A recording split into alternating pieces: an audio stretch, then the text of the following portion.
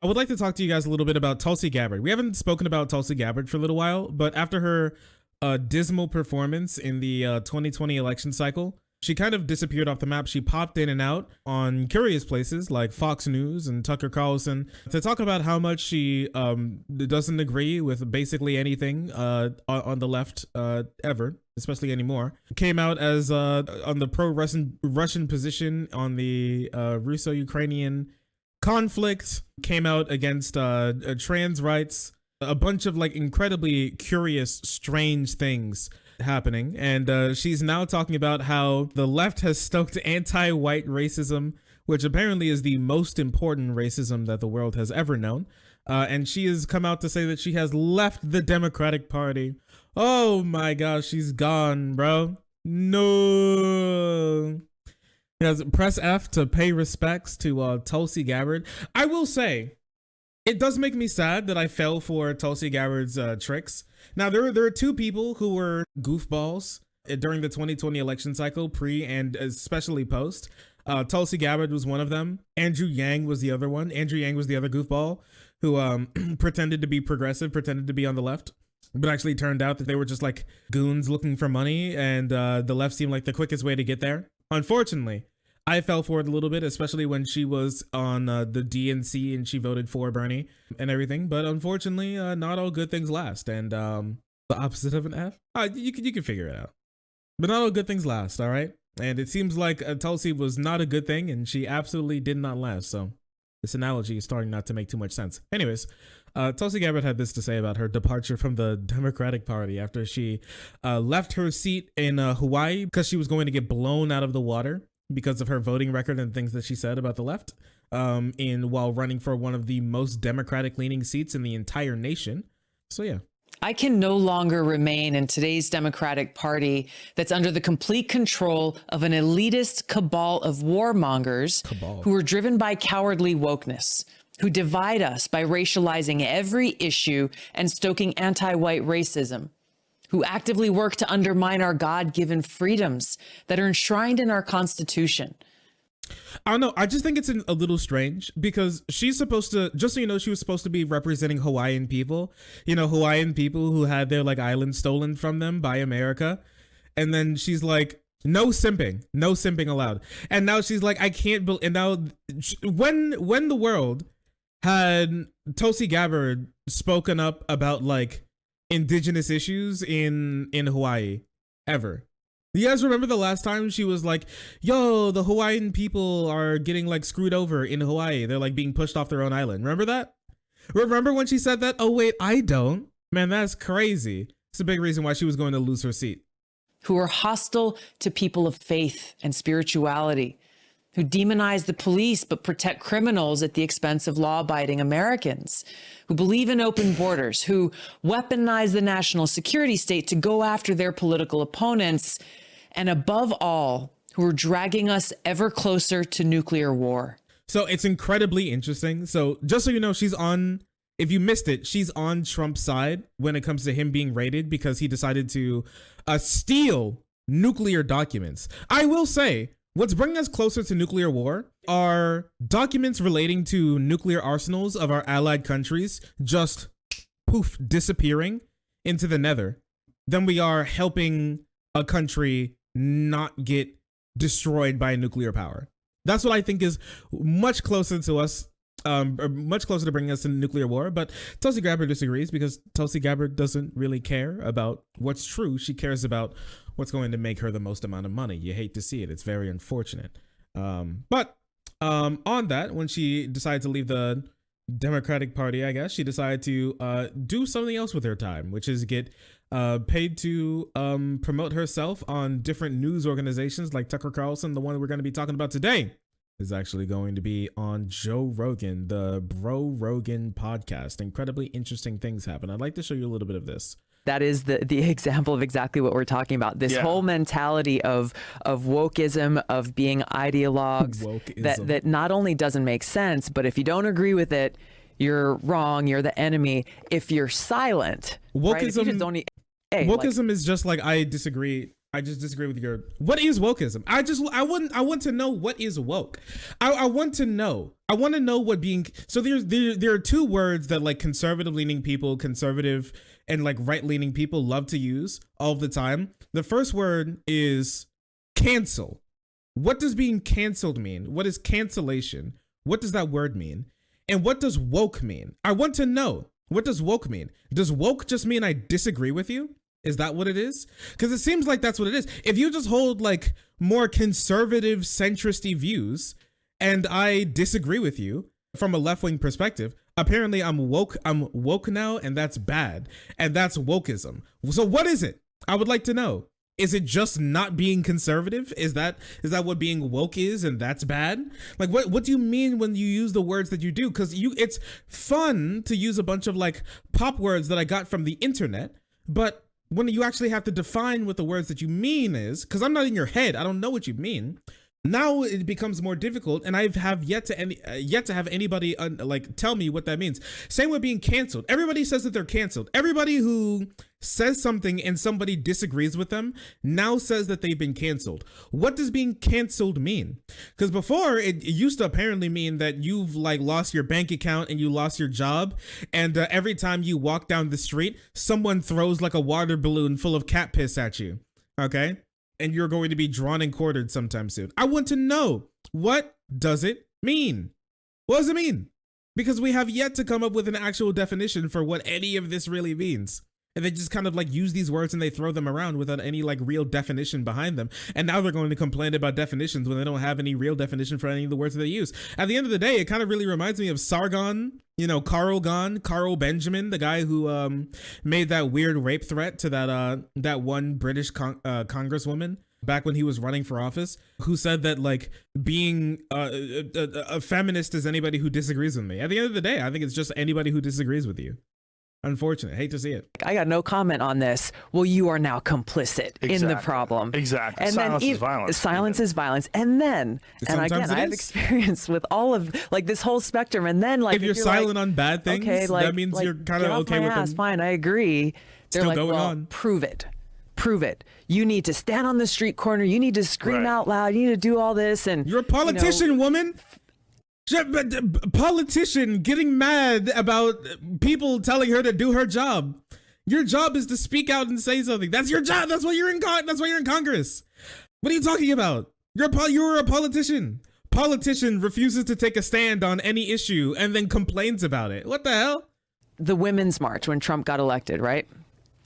I didn't go. I was out of the country. I got harassed and harangued. Why weren't you there wearing the pink pussy hat? What is wrong with you? You must not believe in women's rights. You must. And the irony is here we are sitting now with a lot of these same people who like, oh, well, I don't know how to define a woman. And there is no such thing as a woman. And it just, but all of these examples. Women don't exist. I don't talk to them. Listen, women is easy to define. Whoever identifies as one. It's very simple. It's very easy. It's very, very simple. But I would say the same thing to you guys. Like, don't play into like conservative games when they try to ask you that type of question. It's not a real question. They don't really care. Ask them to just talk about like what they actually believe, right? Because they're going to try and put it on to you, and then they're going to get like a weird semantics game. 99% of the time, it doesn't really matter, right? I believe in human rights, okay? Women's rights are human rights. I just believe in human rights. I believe everybody should be able to basically do whatever they want without harming other people. So honestly, my definition of woman doesn't really matter. Even when it comes to pregnancy, my definition of woman doesn't really matter, because no matter what, if we move on to the future and like solidly, concretely, the definition of woman has changed. Now there's anybody who can give birth, or we found out that people can actually give birth, right? And I still believe that like male-bodied people, if they, depending on like how they're born, could possibly give birth. That's true as well. A lot of conservatives and conservative leaning people just aren't ready for that conversation. But on that note, don't fall into their games. They don't care. They just don't care. I mean, when you're coming with wokeness and you can identify as a woman, you get to use the female restroom. Like, okay, but what is it? Yeah. What's a woman? Can a man get pregnant? Yes. Okay, well, what is it? Can a biological male get pregnant? And then people panic and they start So I mean, no, people don't panic. There's no who's panicked. But they start to like freak out and sweat and they're like pacing and everything. Like, what are you talking about? The thing that they bring up is like Ketanji Brown, who didn't answer like, what is a woman? Because just so you know, the word woman isn't in the Constitution. It's wild, isn't it? But it's not in any of the amendments, especially even the 19th Amendment, the one that gave women the right to vote. It's almost wild how all through time, the word woman isn't in the Constitution, even though we have been giving women more rights. It's insane how that works out, right? It's wild how we give certain groups of people more rights without ever naming them specifically. It's mostly because we're not supposed to. It's supposed to be everyone's rights, not this certain group of people's rights. But it's not like these people ever think about that. Nobody sweats about this issue. Okay, it depends on what you define as like a male, like a biologically male-bodied person. It can be very curious. So there's somebody. It always reminds me of the story of somebody who has who half the cells in their body are male cells. Actually, if you took a blood sample from this part of the body or from a certain part of their body where their bones create those blood vessels, they would have male DNA. They'd be XY. It was incredibly interesting. And all throughout their body, they were like chimeraed. So like part of it was XX and the other part was XY, but you wouldn't know it because they would have the reason why they were getting that testing was because they were actually having a baby. But a large portion of their body was actually male by chromosome. It's very weird. People are weird. It's weird how that works out. So if like somebody who, I don't know, is like 60% male chromosomes in their in their or like male cells, they have male cells, like 60% male cells, but they have a uterus and they look female and they can give birth and everything. Is that a male or is that a female? I don't know. You tell me. It's kind of weird how that works out. And I don't know why we're talking about male or female. We're talking about man and woman. And that's why there are two different words for it. It's weird how that works. People that identify as a woman are capable of being pregnant, and people that identify as a male are capable of also being pregnant. Like, what are you saying? True. Say, if you identify as a woman, what are you identifying as? Like, that's the documentary, the Matt Walsh documentary. Exactly. Which is fucking amazing. And also amazing that it's so, I love how every low IQ troglodyte thinks that movie is like so mind-blowing, even though he didn't even, so like half of the people that he spoke to, he just skipped through their entire like arguments. It's just incredibly weird. Mother of cringe. Yeah, it's the mother of cringe. We still need to do a review on that. I was thinking about going back and finishing my review on it. Really, I use a silly voice to describe the people who are in opposition to me, and then I win. Yeah, listen, dumbasses found their Black Panther. It's Matt Walsh. People with low IQ finally found their Black Panther. It's Matt Walsh. You love to see it. It's incredible. It's truly immaculate. Nah, bro, like whoever identifies as one, it's very simple. I don't know, like what is a woman identifying? What is a biological female identifying as? Can they answer that question? When a biological female says that they're a woman, what are they identifying as? Somebody with a uterus? Is that it? Somebody who like has a period? Is that what they're identifying as? Periods? I don't think so. I think women are I think women think of themselves as more than periods. And I think women like to think of themselves as more than giving birth, because they're more than that. There's more to them than that. There's more that makes a woman than that. And you can remove those things and still be a woman. So there's more than that. So what are they identifying as? They never answered this question because they don't have an answer to it. No one's reviewing it. Mm-hmm. No one's reviewing it. That documentary is low fantastic. IQ. It's just a long form YouTube video. And you can only get it on the Daily Wire, I think, which is unfortunate, but I get it. You know, I get it. The Daily Wire produced it. They want people to sign up, and nobody reviews my YouTube video. Platform for content, but that documentary is so good because Matt Walsh simply asks questions, and he does it deadpan. Yeah, and it's amazing watching these people just like twist reality into some weird fucking contortionist knot. Sometimes I wonder if we watch the same exact movie, you know, and I really wonder if we watch the same movie. Like they see some like huge gigabrain guy who's like, I'm just asking questions, and then everyone goes, what? But like every doctor who we asked gave him a straightforward answer about the thing that he asked, Nobody like backed off of their point. Everybody was just like, yeah, sure. Like here's what I believe. And then he went, man, that's wild. Every single person had like, especially the doctors, had like a perfectly fine idea of the world and that they could fully articulate to Matt Walsh. The problem is that he just disagreed. And that's fine, but don't pose it as they have no clue what they're talking about when they have like a fully fledged idea of the world, but you just disagree. That's fine if you just disagree. The professor, he just ignored 90% of one professor that he interviewed had to say. It's wild. Yeah. What are you saying? It's What so is a revealing. woman? What does it mean? Yeah, it's so revealing. You know, you're marching for women's rights, but what does that mean? So if I decide I'm a woman and I go out, you're marching for me? I'm a woman now. Right. You can just say it? Yeah. Okay. Like, we can't have that. Okay. That doesn't make sense. What's the problem? And it doesn't mean you can't have trans people. It doesn't What mean what right do women have that men shouldn't? Can you ask wait. Huge question. What right should women have that men shouldn't? What is it? I want to know. Because apparently women's rights don't have anything to do. I think they're human rights, really. And so they should apply to everybody. If you're put in that position, it's weird how that works out. You can most certainly. And it doesn't mean you're against. Yes. Yeah, you're not Anyone. denying anyone's existence Yeah. either. They exist. However, if you want to be pregnant, you must be a biological female. This is science. This is something that we does have biological all female mean? studied and looked at and observed, and this is fucking doctrine. It's no getting around it. Yeah. I don't know. It's just so weird how all of them feel like this is so like set in stone. But then Matt Walsh talks to actual doctors and they disagree with him. But then he disagrees with the doctors. But now these people use like the doctors that don't agree with them to say that they actually agree with them. And then it's settled. What is it? Which one is it? You want to breed. If you want the egg in the womb, Anybody the up whole breeding? thing to happen, the uterus, the baby, Yep. that's a woman. Yeah.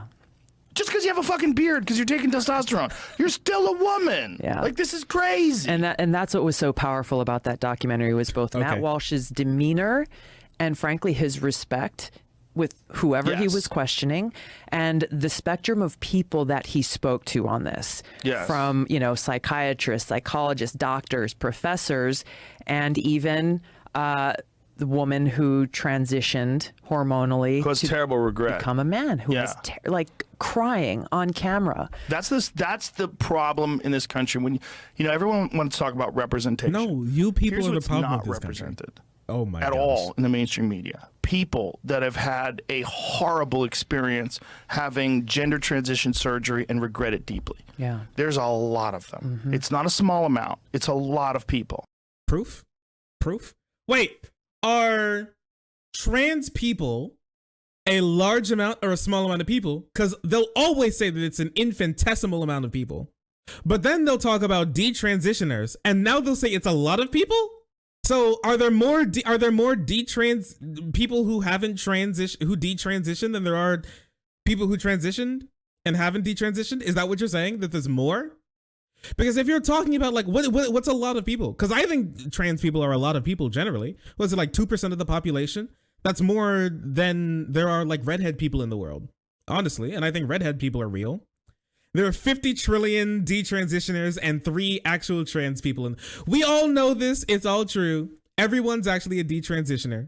It's so dangerous that the Biden administration's, Health and Human Services Secretary is openly advocating for this. Parents and schools and the community need to support this quote unquote gender affirming care and treatment for kids. Based.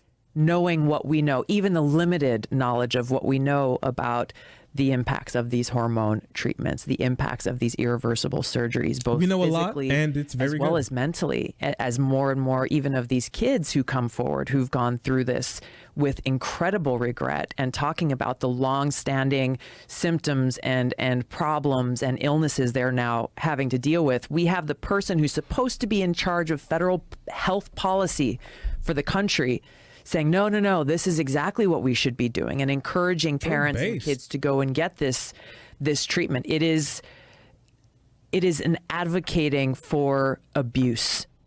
So just so you know, okay, more low IQ screeching from people who have no clue what they're talking about.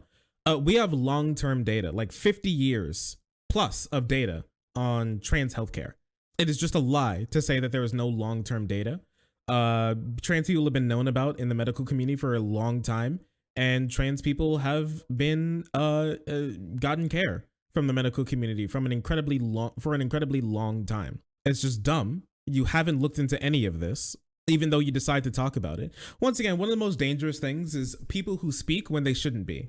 I think that's one of the most dangerous things to the entire planet at the moment in time, is people who decide to speak even though they shouldn't. Unfortunately, in this time in this time where we are today, like, we've lost a lot of shame. I think people like Joe Rogan and Tulsi Gabbard should have more shame. I think they should be ashamed of more things that they say, and so they should speak less. Unfortunately, since people are allowed to get big platforms because stupid people have other stupid people who want to give them money, they don't. But if you want to talk about abuse, if you want to talk about actual abuse, we can talk about abuse if you want. We can talk about real abuse if you want, because, like, it's not coming down from people who are treating children who deserve treatment.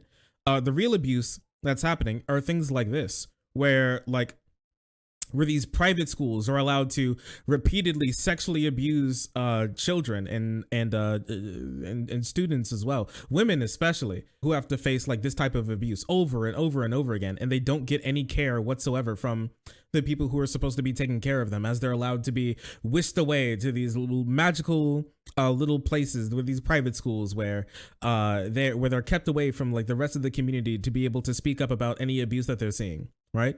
Like, that's the real abuse. If you want to talk about real abuse, okay, we can talk about it. How about the girls allege abuse circle, abuse at Circle of Hope Girls Ranch? You know, anybody up trying to go to the girls ranch? For years, it stayed open until they got on TikTok. Nobody cared about what any of these women had to say about being abused until they were able to go on TikTok. They had to use TikTok to talk about the things that are happening to them. That's real abuse. How about in Florida, where girls have now had to start to report their menstrual cycles and their and the status of their genitals to the police to make sure that they're a woman enough to play at on like high school football. Like, that's disgusting. I'm sorry. Or high school like softball and volleyball. That's disgusting. That's gross. Some Florida schools ask student athletes to report their period data online. For 2 decades, Florida State High School Athletic Association has given female athletes an optional set of questions on a paper athletic pre-participation physical evaluation. Those include: when was your most recent menstrual period? How much time do you have usually between periods? Like, what the fuck is this? What are you talking about? Why in the world would you need this information? Why do you want to know about girls' periods so often? The worst thing that, I don't know how well known this is, but I saw a brochure that the Department of Health and Human Services put out on what is gender affirming care. It basically says that if parents refuse or fail to provide this gender affirming care, then Child Protective Services will have the authority to step in and try to intervene for the sake of the child. Wow. And so when you look at so if a kid is just going through a period in their life where they decide, I'm a girl or I'm a boy. Right.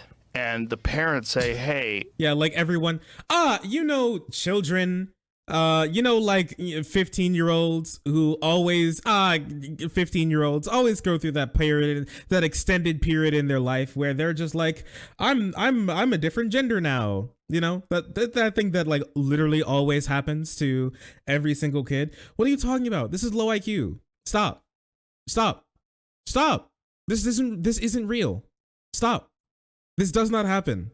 The parent's greatest possession, their child. Listen, the government has a vested interest in a good upbringing of that child. If you cannot provide that, then they should step in. This is a normal thing that everybody agrees with. Every single person agrees with, okay? I think that also, if you don't get your children like vaccinated, like they don't get like their polio vaccine or anything, Child Protective Services should step in. Yes. If you're not feeding your children correctly, CPS should step in. Yes. If you're not giving your kid good education, they should step in. Yes. If you don't take your kid to school, CPS will step in instantly. Yes. And you'll go to jail. It's weird. It's strange. It's ridiculous, honestly. Let's wait until you turn 18. You might grow out of this. And the kid's like, fuck that. I'm calling Child Protective Services. Yeah. And then Homeland Security or whoever the hell it is comes Homeland Security. And physically forces the parents to do the bidding of the minor child. With the threat of taking your child away from you. How did anybody allow it to get this far? Like, are there no adults in the room? I mean, that's a big expression, right? It is. That was the thing that everyone said that we were going to love about the Biden administration. Right. The adults are back in the room. Yeah. Really? Like, what is everyone out of their fucking mind? Like, we know children are incredibly malleable. So this is just like an old meme that they like to pull up every single time this happens because they don't want to have to come to grips with the reality that they're just factually incorrect. Once again, children do not just like cartwheel into the doctor's office and get their genitals cut off the instant they say that they're a girl. This doesn't happen. It's never happened. It never will happen. Stop pretending that it does. Children don't just decide that they're trans and then instantly get healthcare for it. That's not true. People who say that they're trans and who are adults barely get the healthcare that they need, let alone children. Okay, it's typically one or even a lot of places 2 recommendations, but you have to get at least 1 psychiatrist recommendation. Do you really think that psychiatrists are just giving out estrogen and giving out testosterone for fun, for free? They just do you really think that psychiatrists just listen to kids, whatever they say, and then just do whatever? Really? Do you think that happens? We know children are impulsive. They decide, there's kids, ready for this? My friend, his wife is a school teacher, and she works at a school that had to install a litter box in the girls' room because there is a girl who's a furry who identifies as an animal, and her mother badgered the school until they agreed to put a litter box in one of the stalls.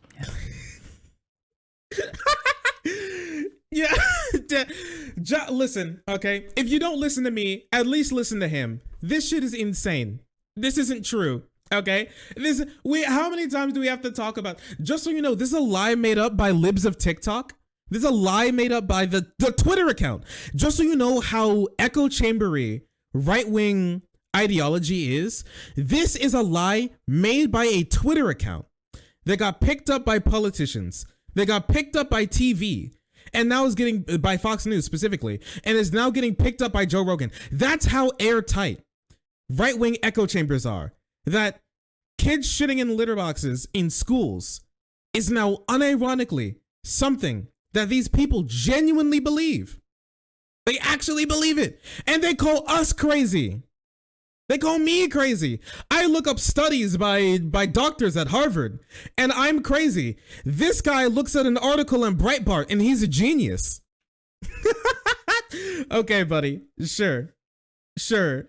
There's been no information to talk about. It's been talked about so many times. Like how an urban myth about litter boxes in schools became GOP talking point, right?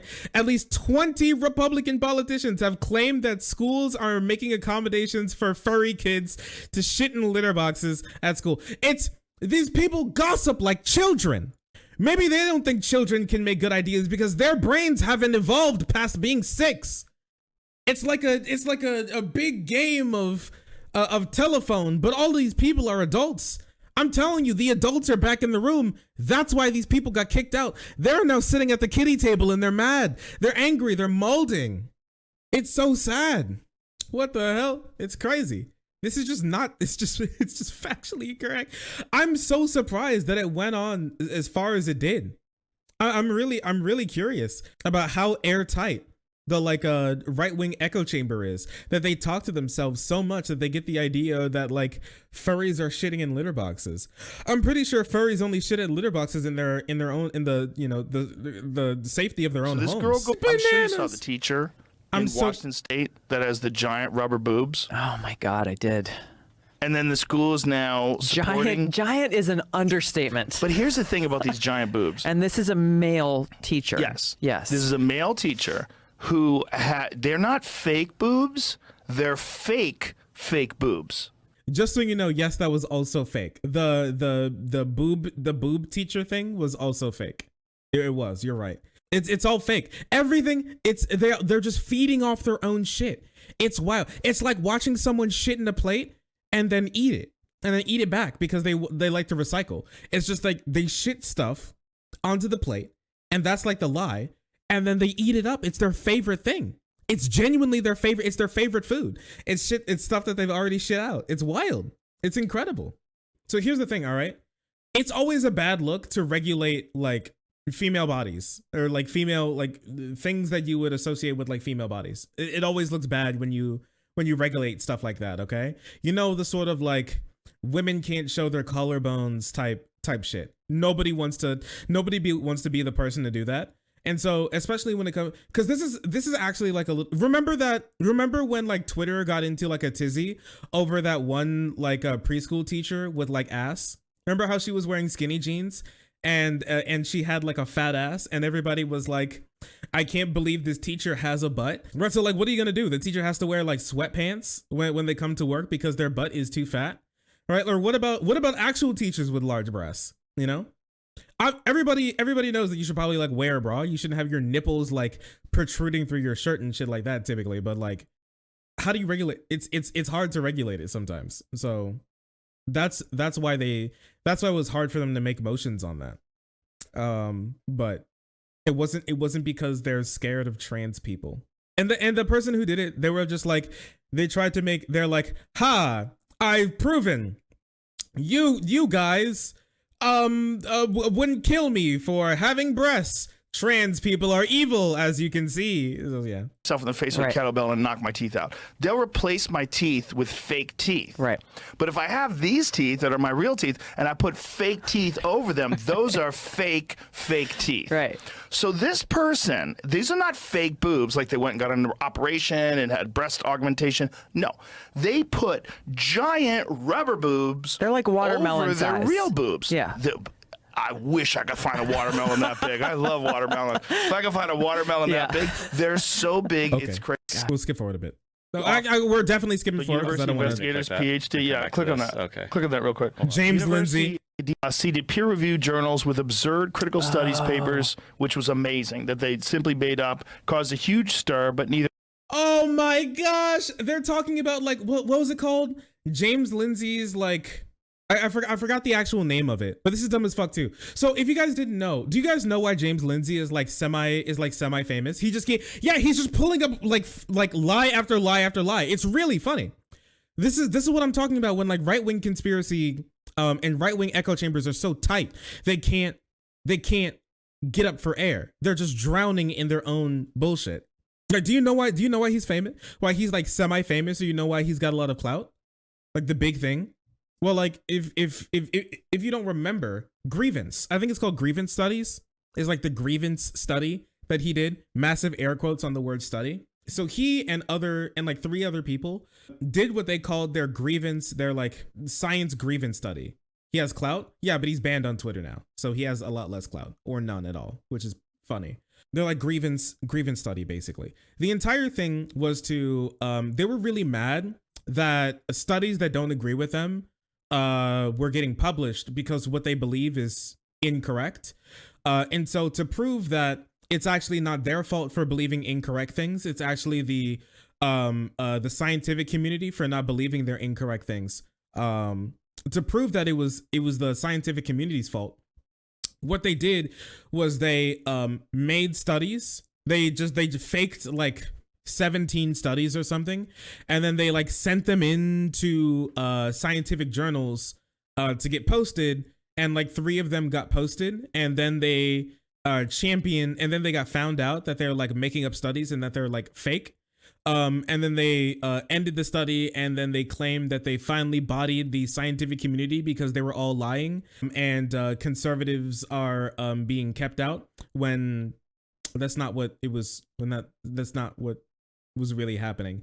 And so conservatives tout this as like the is like a complete proof that if something that goes against the woke narrative gets a study on it, that it won't be published, even though to prove their point on like things that they actually believe, they'll pull up studies that have been it's just really stupid. It's like really low IQ. Decisions be made that are not influenced by that money. when you're talking about whatever what was it, $1.7 trillion? That is a preposterously huge amount of money per year. Yeah. That was the 2022 budget, apparently. What can be done to remove money from the equation of doing the right thing, particularly when it has to do with foreign policy? Yeah. When you're coffers of I want to find this. So with things like funding the Ukraine war with Russia, please explain to people what that means and why we're sending so much money over to Ukraine. Before she explains, let me explain. It is in America's geopolitical interest to not allow Russia to control Ukraine. It puts the world in a worse position, which also puts America in a worse position. And so we fund them to make sure that Russia cannot get its goals done. It's also the right thing to do. It also makes the world a safer place. Well, those are all the real reasons why we're doing it. Outside of that, they're all auxiliary reasons. The reason why America's doing it is not because it's the good thing. The reason America's doing it is because it's in our interest to do so. We are the biggest NATO partner, and so it is good for NATO to be able to be safer. So yes. So let's start with that. Let's start with the military-industrial complex. Let's start with the propaganda. Who is it? It is these massive defense corporations who make all these different weapon systems, from the smallest to the most powerful nuclear weapons and missiles. When we are at war, they make a lot of money. When politicians, even if we're not at war, but are threatening that we may go to war, they make a lot of money. And these decisions are not made within the context of, hey, what does our military actually need?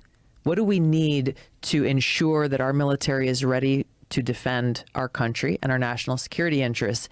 It is very often what members of Congress are advocating for, even more than the military is asking for sometimes, because of those cozy relationships with the military-industrial complex, with these massive defense contractors and their lobbyists. So there's a direct correlation as the money is changing hands there. The problem is not with the Democratic Party, the Republican Party. On this issue, when you see so much divisiveness on tons of other issues facing our country, everything from infrastructure to education, all these other things, you see like, oh my gosh, Democrats and Republicans can't agree on anything. This issue of putting our country in a continual state of war is supported by leaders in both parties and the majority of people in both parties. And it's directly tied to the military-industrial complex's influence and tied to people who, want to act and look tough. First thing, we're not at war at the moment. The country is not at war.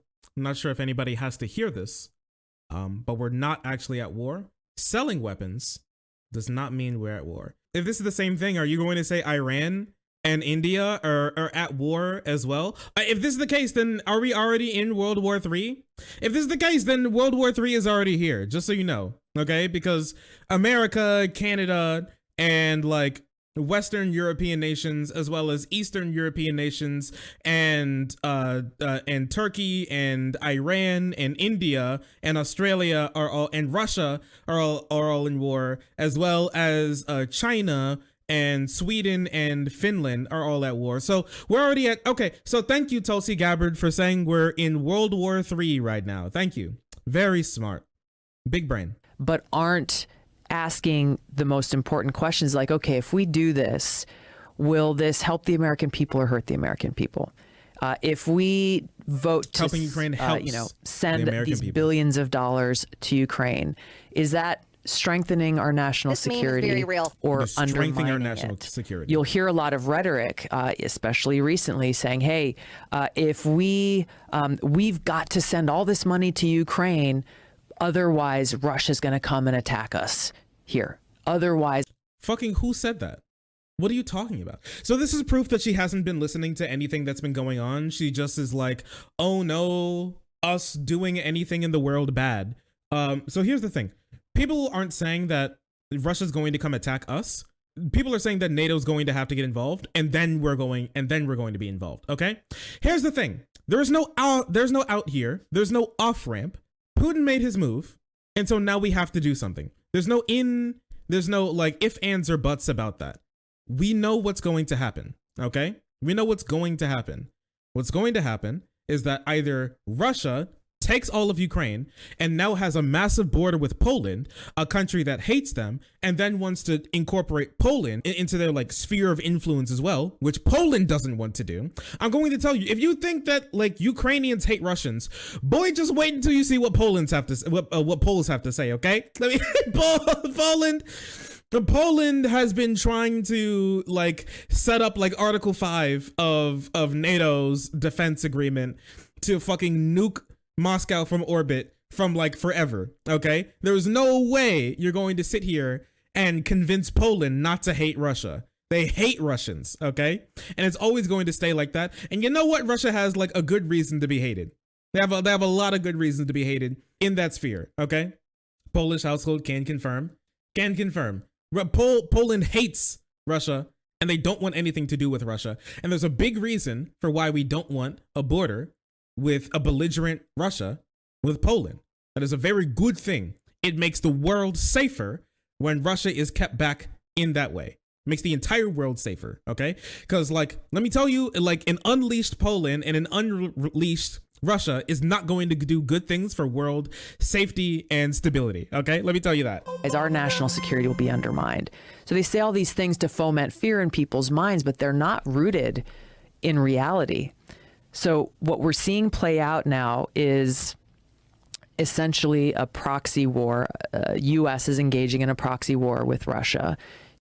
Also, I would like to just mention this one thing here. Tulsi Gabbard and people like her give the idea of being worldly. Tulsi Gabbard is the least worldly person specifically because of this idea. And I know she gets it from like this can be formed from a good place, like from being deployed and seeing what like American like imperialism and like things that we can do wrong in the world. That comes from a good place. The problem is she has a completely America-centric view of the world.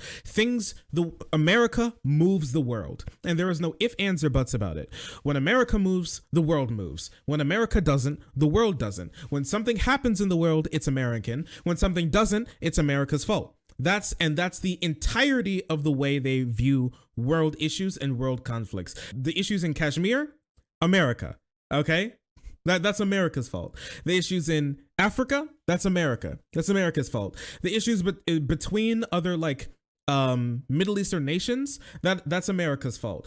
Now Russia and Ukraine, that's America's fault. It's all America. Everything good that happens and everything bad that happens, we're behind it, and that's it. And that's an incredibly American-centric view of the world because it's not true. There are issues that have been happening geopolitically across the world for millennia before America was invented, and after it like burns into dust.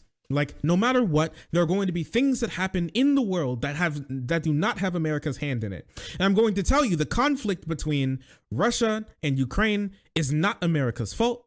It has happened before America was involved in it. It's going to be there after America is involved in it. It's things happen in the world without America. Sometimes that's something that these people have to understand. They can't imagine something happening in the world without our involvement in any way, shape, or form.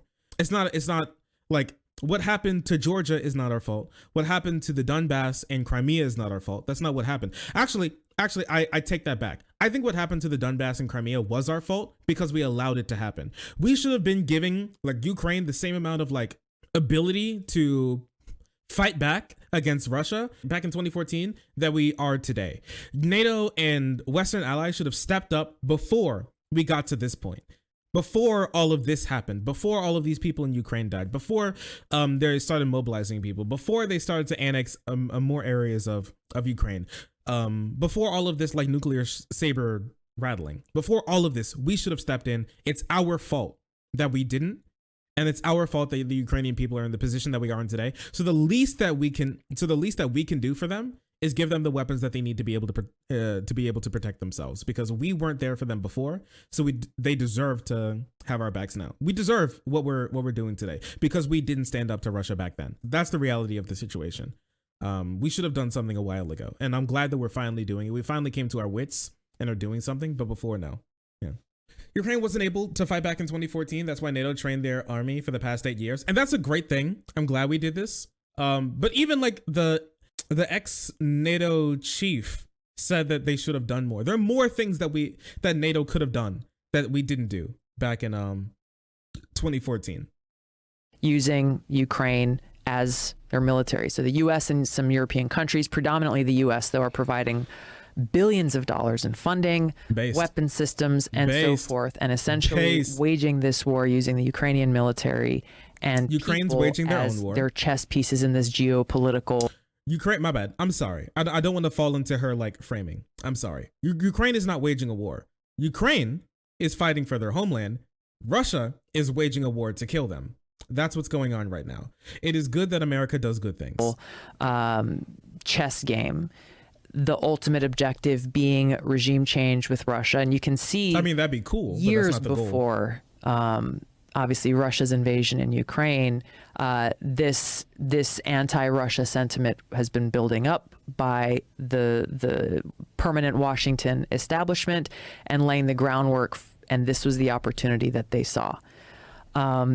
It's put us in the most dangerous position we, the American people, and the world has ever been in.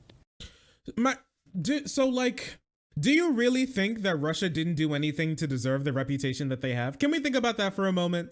Can we think about why, like, your average Syrian, your average Georgian, your average Pole, your average Ukrainian, can you imagine why people may have the idea that they have about Russia, especially Putin's Russia? I wonder what Russia's been getting up to get such a poor idea. To have people have such a poor idea of them. I wonder what they possibly could have done. That's so strange. That's so strange. That's so peculiar. That's so weird. Huh. A nuclear war could break out in a week. In 30 days. This is fear-mongering. We are staring over the precipice of that nuclear brink now more than ever before. We're hearing language coming from Putin, from Medvedev, from different Russian nationalist leaders saying, no, Putin, you should go and use those nuclear weapons. Whether they're the tactical nukes or the strategic nukes, doesn't matter. There is no way to win this. That would spark a nuclear war. It would spark World War III, and the result of that is destruction of the world. It is destruction of the world as we know it. And, you know, I hate to paint such a bleak picture, but people need to know that this is the reality that we're facing, that our leaders have pushed us and led us to this brink of nuclear war. They have their own bunkers and ways to protect themselves. There is no shelter for the American people. I think it was last time. So I'll pause it here for a bit. Okay, I'll pause it here. These people are always so incredibly funny because they have all of this to say. It's really easy to be Tulsi Gabbard. It's incredibly easy to be Tulsi Gabbard. The reason why I say that is because she doesn't have to provide any, now that she's not a politician anymore, and even when she was a politician, it's not like she did much. It's incredibly easy to just complain without giving any solution to the situation that we find ourselves in.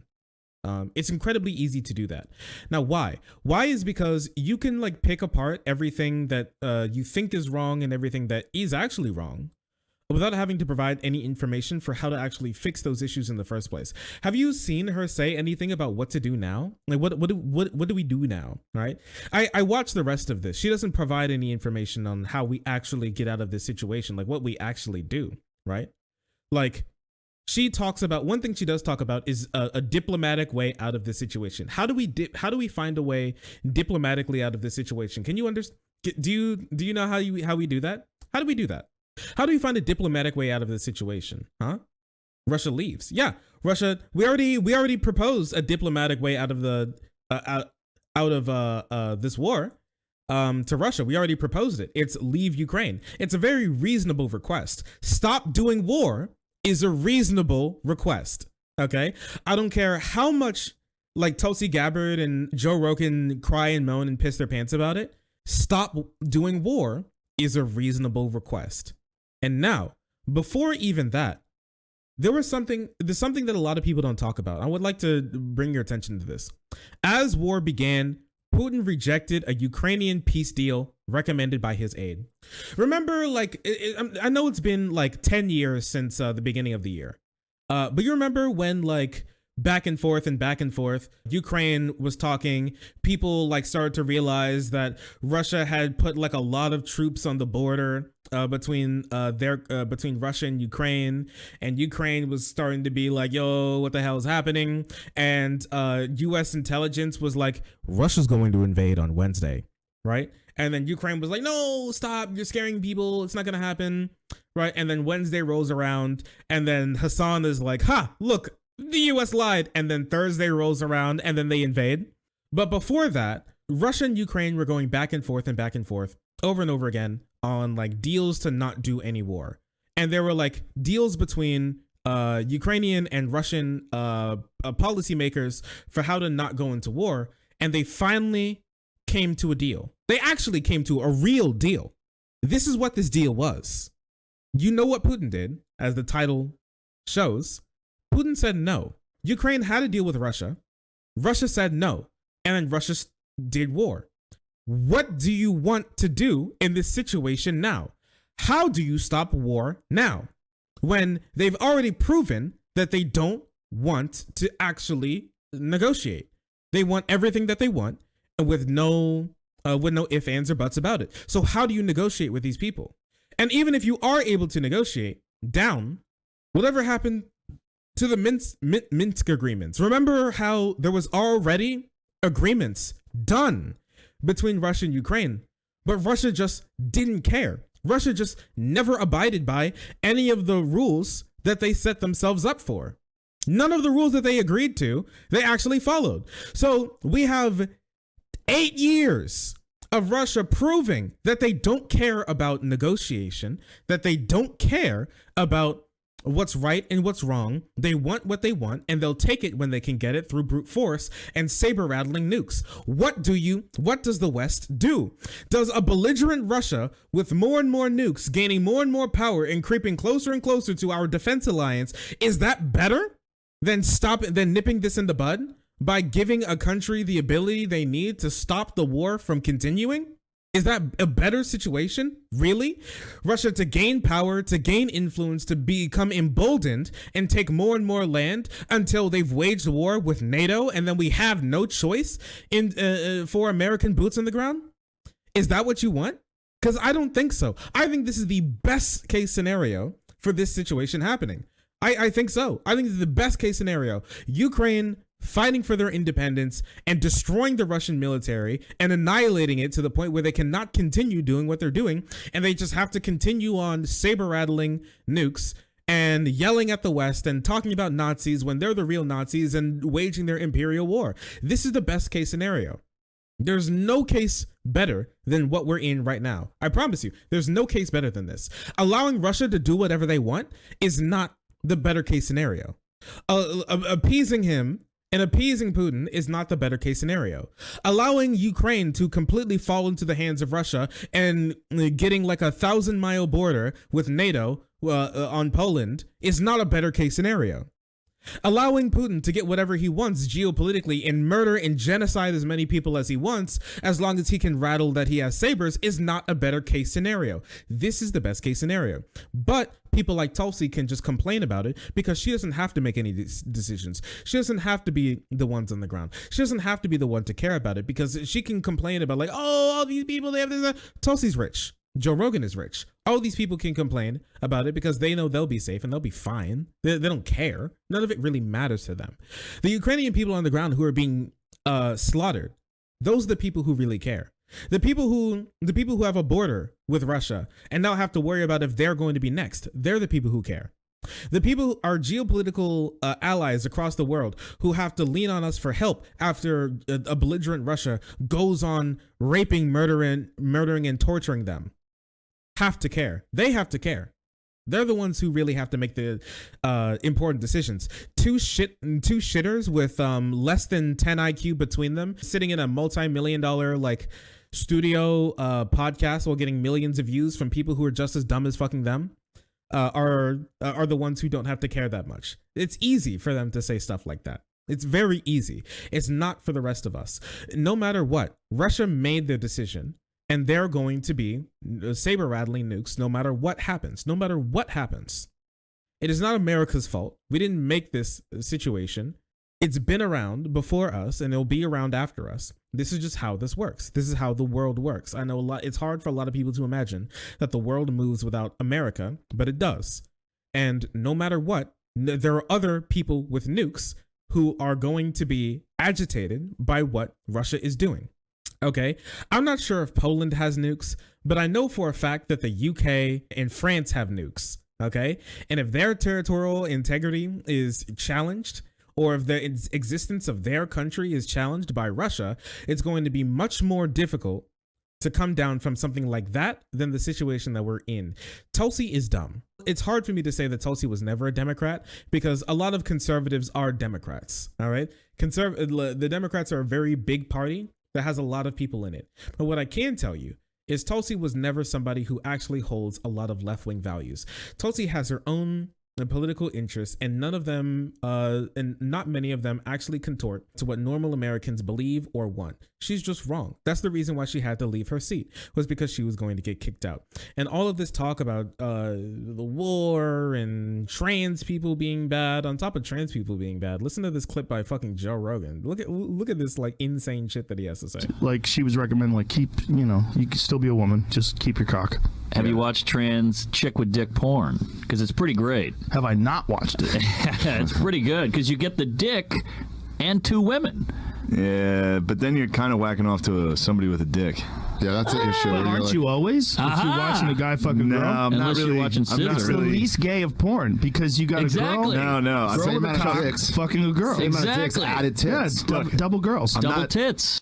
Like she was recommending, like Listen, I can jerk off to you, but you will not get rights. You know, I'm classic meme among the trans girlies. People will jerk off to me, but not give me rights. And here I was told I'd never get treated like a real woman. Welcome to the club, girlies. Welcome to the club. Oh, as it goes. Obviously, the fetishists are the ones that are the most insane. As it goes.